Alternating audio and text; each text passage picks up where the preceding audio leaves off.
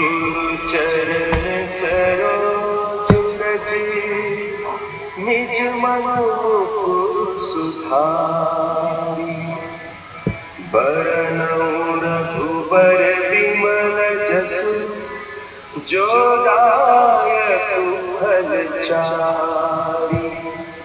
बुद्धिहीन तनु जानिके सुमिरो पवन कुमार। बल बुद्धि विद्या देहु मोहि हरहु कलेस विकार।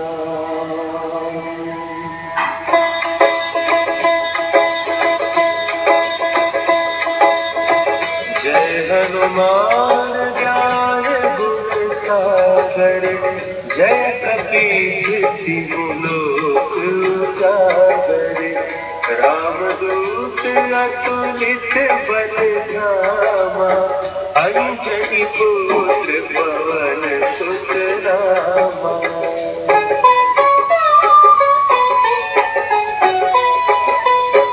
महावीर विक्रम बजरंगी कुमति निवार सुमति के संगी। कंचन बरन विराज सुबेसा कानन कुंडल कुंचित केसा।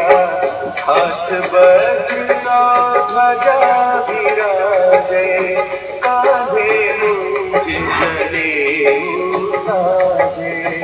शंकर सुवन केसरी नंदन तेज प्रताप महाजगवंदन।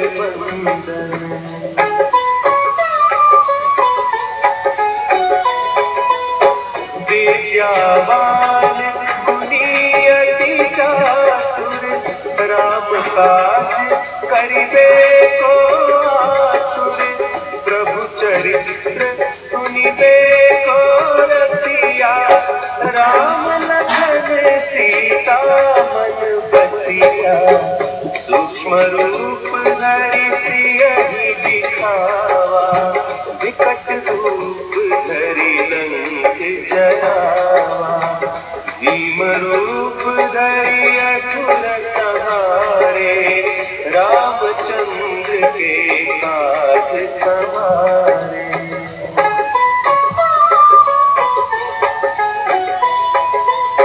लाए सजीवन लखन जियाए श्री रघुवीर हरषि उर लाए।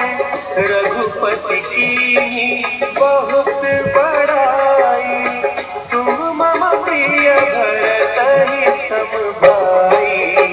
सहस बदन तुम्हरो जस गावै अस कहि श्रीपति कंठ लगावै। सनकादिक ब्रह्मादि मुनीसा नारद सारद सहित अहिसा।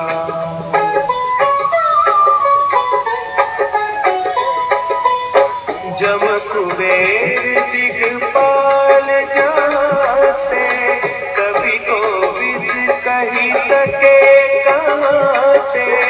तुम उपकार सुग्रीवहि कीन्हा राम मिलाय राजपद दीन्हा। तुम्हरो मंत्र विभीषण माना लंकेश्वर भय सब जग जाना। जुग सहस्त्र जो जन पर भानु लील्यो ताहि मधुर फल जानू।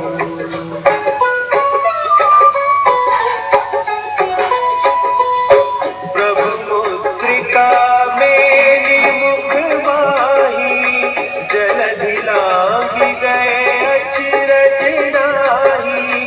दुर्गम काज जगत के जेते सुगम अनुग्रह तुम्हरे तेते। राम द्वारे तुम रखवारे होत ना क्या बिनु पैसारे। सुख लहे तुम्हारी सरना, तुम रक्षक काहू को डरना।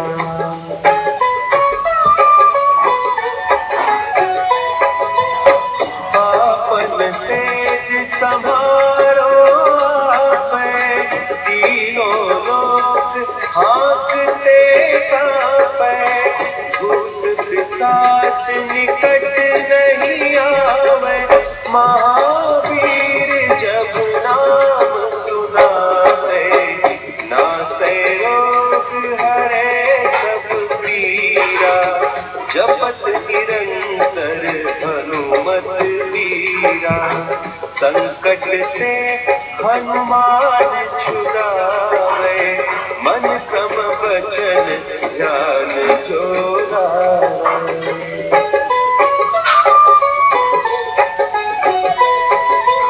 सब पर राम तपस्वी राजा, तिनके काज सकल तुम साजा, और मनोरथ जो कोई लावे, सोई अमित जीवन फल पावे, चारों जुग परताप तुम्हारा, है प्रसिद्ध जगत उजियारा, साधु संत के तुम रखवारे, असुर निकंदन राम दुलारे।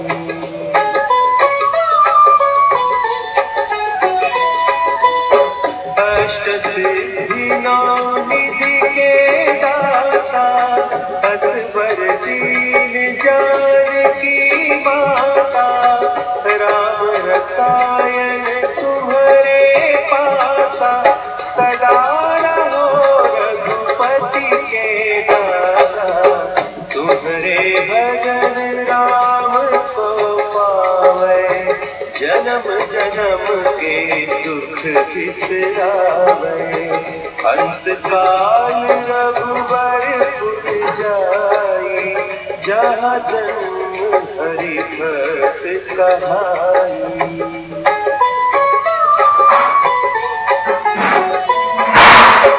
और देवता चित्त न धरई, हनुमत से सर्व सुख करई, संकट कटे मिटे सब पीरा, जो सुमिरे हनुमत बलबीरा, जय जय जय हनुमान गोसाई, कृपा करहु गुरुदेव की नाई, जो सत बार पाठ कर कोई, छूटहि बंदी महा सुख होई।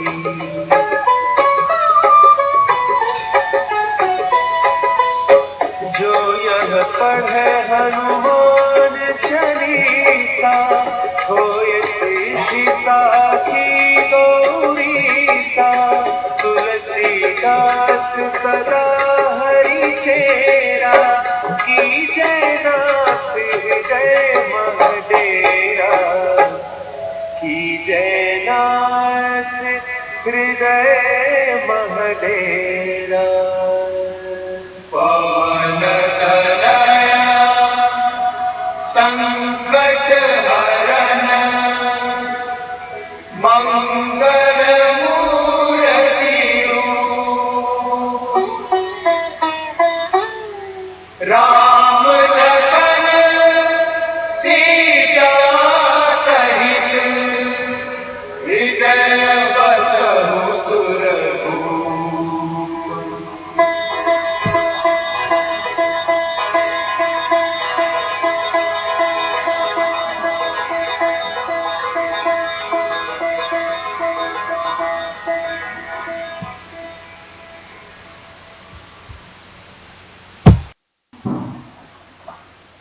श्रीरामचंद्रा करुणा समुद्रा, ध्यातो तुझे राजस योग मुद्रा, नेत्रे नयेरे सुजवीन निद्रा, कैजे तसी बामधला सुभद्रा।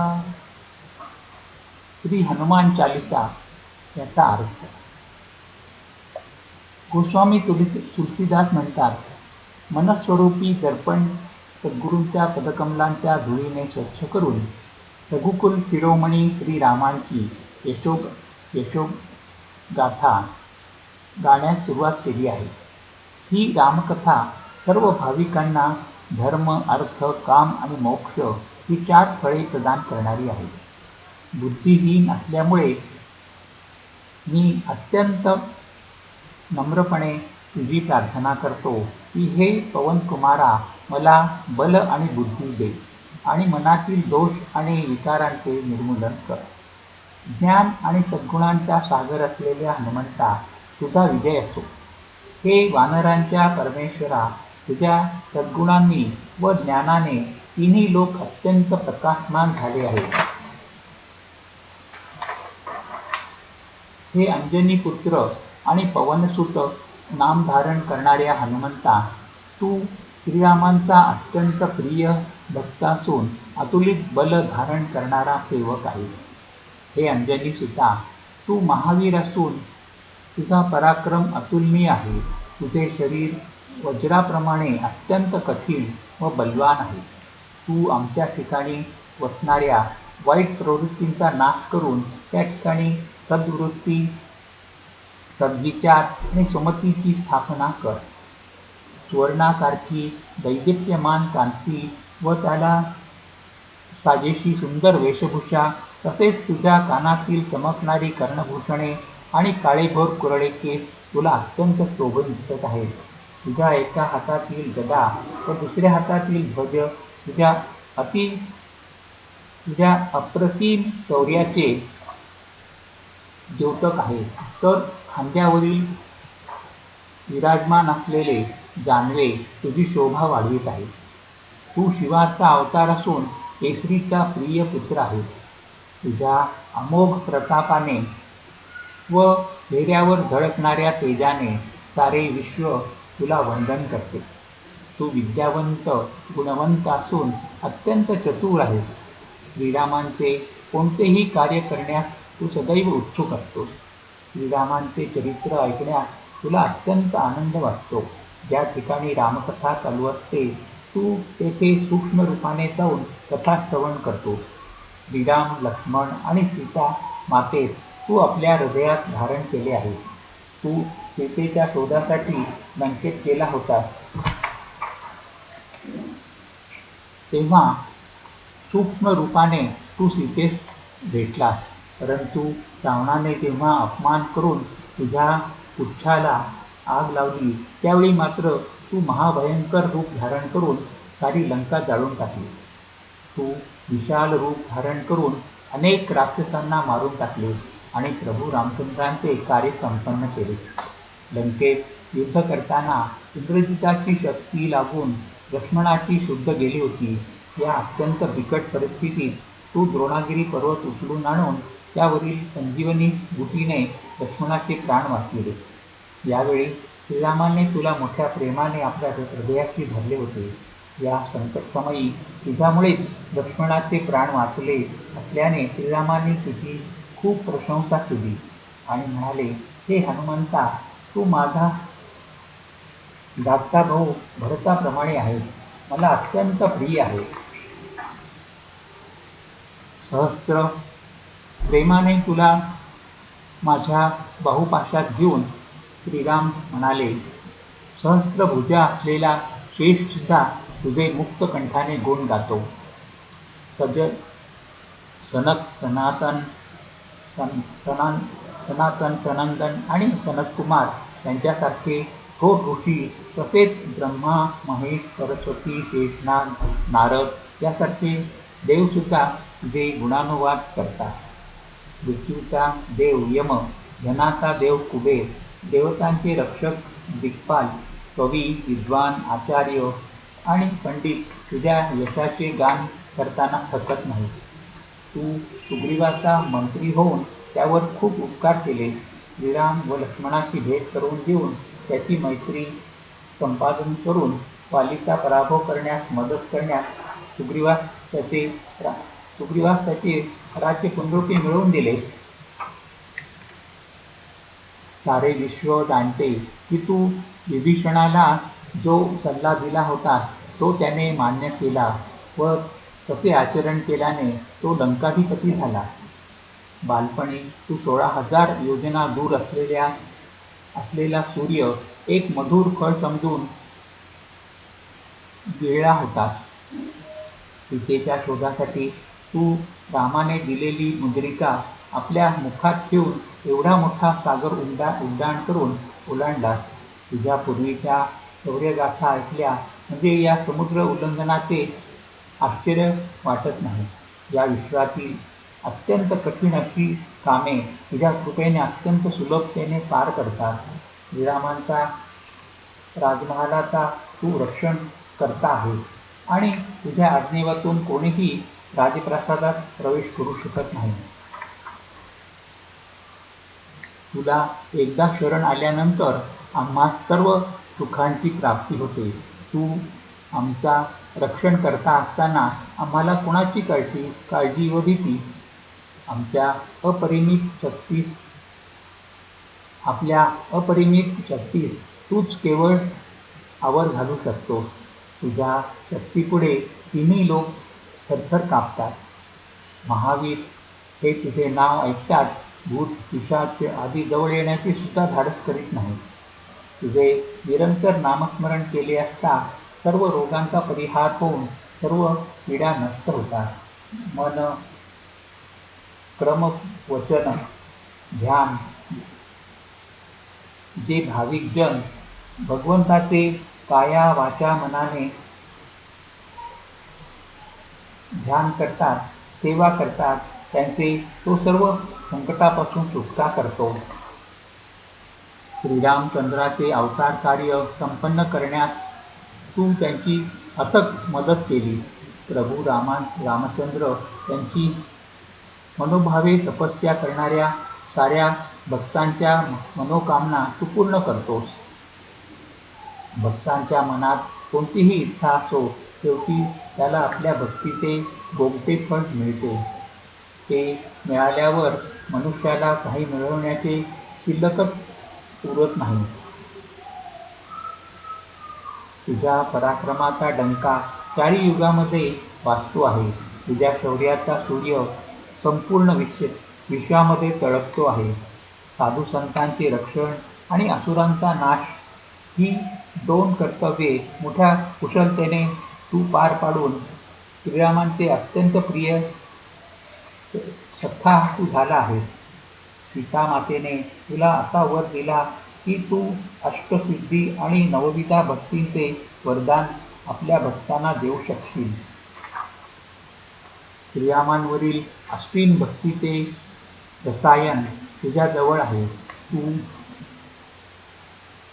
तू सदा सर्वदा श्रीरामांचे प्रिय दास राहावे हीच इच्छा. तुझ्या चरणी केलेली भक्ती भजने प्रत्यक्ष श्रीरामालाच पावतात आणि ते जन्मजन्मांतरी ही दुःखे नष्ट करतात. तुझी भक्ती करणारा भक्त अंतकाळी श्रीरामांच्या निवासस्थानी जातो आणि हरिभक्त होऊन राहतो. दुसऱ्या कोणत्याच देवतांची भक्ती न करता केवळ तुलाच अत्यंत श्रद्धेने भजतो त्याला सुद्धा सर्व सुखांची प्राप्ती होते. अत्यंत बल संपन्न असलेल्या हनुमंताचे जे भक्त नित्य स्मरण करतात त्यांची सारी संकटे पीडा नष्ट होतात. हे हनुमंता तुझा सदैव विजय असो. तू आमचा परम गुरु आहेस आणि तुझा आशीर्वाद आमच्या शिरी सदैव असू दे. या 40 श्लोकांच्या पठणाची फलश्रुती सांगताना संत तुलसीदास म्हणतात की जे भक्तगण या हनुमान चालिसाचे मनःपूर्वक व अत्यंत श्रद्धेने 100 वेळा पारायण करतात ते या विश्वातील बंधनापासून मुक्त होऊन महान सुखाचे अधिकारी होतात.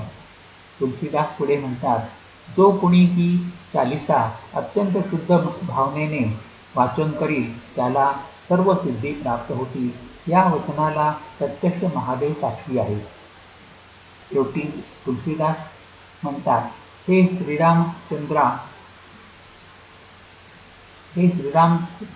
श्रीरामचंद्रनाथा, या सेवकांच्या हृदयात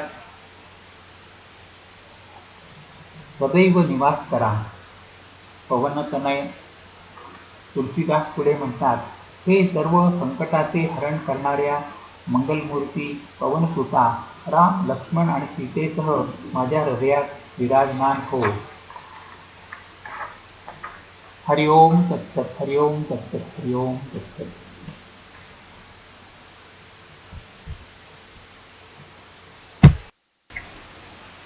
श्री हनुमंताचे संक्षिप्त चरित्र. शिवाचा अवतार असलेल्या हनुमंताच्या जन्माची कथा मोठी उद्बोधक आहे. देवांचे गुरु बृहस्पतींच्या घरी सेवा करण्यासाठी कुंजिकास्थला नावाची एक दासी होती. एकदा काही अपराध घडल्यामुळे तिला वानर योनीत जन्म घ्यावा लागेल असा शाप मिळाला. तिने अत्यंत दुःखी होऊन आपल्या अपराधाची क्षमा मागितली आणि उशाप देण्याची ऋषीवरांना मनपूर्वक प्रार्थना केली. तेव्हा ते म्हणाले, ज्यावेळी भगवान शंकर तुझ्या तपश्चर्येवर प्रसन्न होऊन तुझ्या पोटी अवतार घेतील त्यावेळी तुझी त्या योनीतून मुक्तता होईल.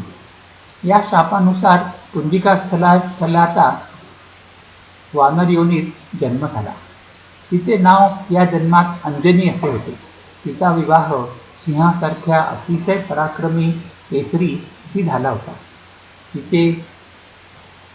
तिने शिवशंकराची मनोभावे कित्येक वर्षेपर्यंत तपश्चर्या केली. तेव्हा भगवान शंकरांनी प्रसन्न होऊन तिला वर दिला की मी यथाकाली तुझ्या पोटी जन्म घेईन. याच समयी अयोध्येत दशरथ राजाने पुत्र प्राप्तीसाठी पुत्रकामेष्टी यज्ञ केला होता. यज्ञाची पूर्तता होऊन यज्ञातून अग्निदेव प्रकट झाले. त्यांनी दशरथाला एक सुवर्ण कलश दिला आणि सांगितले की या घटातील पायस तुझ्या तिन्ही राण्यांना दे. पायसाच्या सेवनाने त्यांना पुत्रप्राप्ती होईल. दशरथाने मोठ्या नम्र भावाने अग्निदेवास नमस्कार केला आणि त्या सुवर्ण पात्रातील पायस तिन्ही राण्यांना दिले. ते वेगवेगळ्या भांड्यात घालून त्यांना दिले. एवढ्यात एक आश्चर्य घडले. सुमित्रेच्या हातातील पायसाची भांडे एका धारीने उचलून नेले. तेव्हा कौसल्या व कैकेयीने आपल्या भांड्यातील थोडे थोडे पायस सुमित्रेस दिले. या पायसाचे पात्र घेऊन उडालेली धार ज्या ठिकाणी अंजनी तपश्चर्या करीत होती त्या ठिकाणी आली आणि पायसाची पात्र अंजनीच्या हातात देऊन उडून गेली. अंजनीने तो परमेश्वराचा प्रसाद मानून मोठ्या श्रद्धेने ते पायस भक्षण केले. त्या पायसाच्या सेवनाने अंजनीस एक दिव्य पुत्र झाला. बाल्यावस्थेत असतानाच त्याने उगवत्या सूर्यास एक पिकलेले फळ समजून त्याच्याकडे उड्डाण केले होते.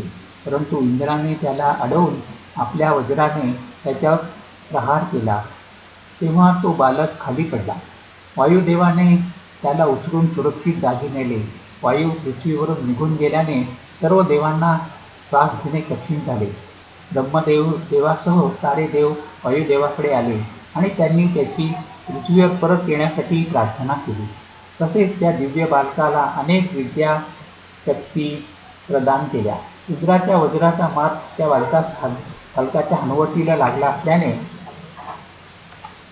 त्याचे नाव हनुमंत असे सर्व देवांनी ठेवले. सर्व देवांचे आशीर्वाद व विद्या प्राप्त करून हनुमंत अत्यंत बलशाली, विद्यासंपन्न आणि अतिशय चतुर झाला. त्याने सूर्यदेवांचे शिष्यत्व पत्करून अनेक अमोघ विद्या प्राप्त केल्या. गुरुदक्षिणेच्या स्वरूपात हनुमंताने सूर्यपुत्र सुग्रीवाला त्याचा मंत्री बनवून मदत करण्याचे ते वचन दिले होते. वालीने सुग्रीवाचा पराभव करून त्यास राज्यातून घालवून दिले होते. सुग्रीव आपल्या मंत्रिमंडळासह एका डोंगरावर राहत होता. श्रीराम आणि लक्ष्मण सीतेचा शोध करीत किष्किंधा नगरी जवळ आले. सुग्रीवाने हे धनुर्धारी दोन दिव्य पुरुष कोण आहेत ते पाहण्याकरता हनुमंतास पाठविले. हनुमंताने एका विद्वान ब्राह्मणाचे रूप घेऊन श्रीराम लक्ष्मणांची भेट घेतली. जेव्हा श्रीरामांनी आपला परिचय दिला तेव्हा हनुमंताने आपले मूळ रूप प्रकट करून श्रीरामांना साष्टांग नमस्कार केला. श्रीरामांनी मोठ्या प्रेमाने हनुमंतास उठवून आपल्या हृदयाशी धरले. या भेटीनंतर श्रीरामांनी वालीचा पराभव करण्यास सुग्रीवाची मदत केली आणि त्याला किष्किंधेच्या राज्याभिषेक केला. यानंतर रामायणात हनुमंताच्या कार्याचा फार मोठा भाग आहे. त्यात प्रामुख्याने सीतेचा शोध, श्रीरामांची मुद्रिका दाखवून तिचे सांत्वन, लंका दहन व अनेक राक्षसांचा संहार, तसेच विश्वामित्राची श्रीरामांची मैत्री घडवून आणणे, साऱ्या वानर सेनेसह लंकेवर आक्रमण करणे, युद्धात लक्ष्मणास शक्ती लागली असताना संजीवनी भूती आणून देणे, त्याचे पुनर्जीवन, श्रीराम लक्ष्मण यांची पाताळातून ऐरावणापासून मुक्तता करणे, लंकेवर विजय, श्रीरामांबरोबर अयोध्येस प्रयाण आणि नंतर श्रीरामांची निरंतर दास्यभक्ती, अशा महान कार्यांनी हनुमंताचे चरित्र अत्यंत उदात्त असे झाले आहे. अनुपमेय पराक्रम, श्रीरामांच्या चरणी असलेली निस्सीम भक्ती, कडकडीत ब्रह्मचर्याचे पालन या गुणांमुळे हनुमंताला अत्यंत कठीण कार्यातसुद्धा यश मिळत गेले. रामायणाचे रचयिते संत तुलसीदासांनी हनुमंताच्या स्तुतीपर 40 ओव्यांचा हा लघु ग्रंथ लिहिला. त्याच्या श्रवणाने भाविक जनांना सिद्धी प्राप्त होऊन उत्तम गती मिळेल. ओव्यांचा अर्थ समजून पठण केल्यास दुधात साखर पडल्याप्रमाणे होईल. हरिओम तत्सत. हरिओम तत्सत.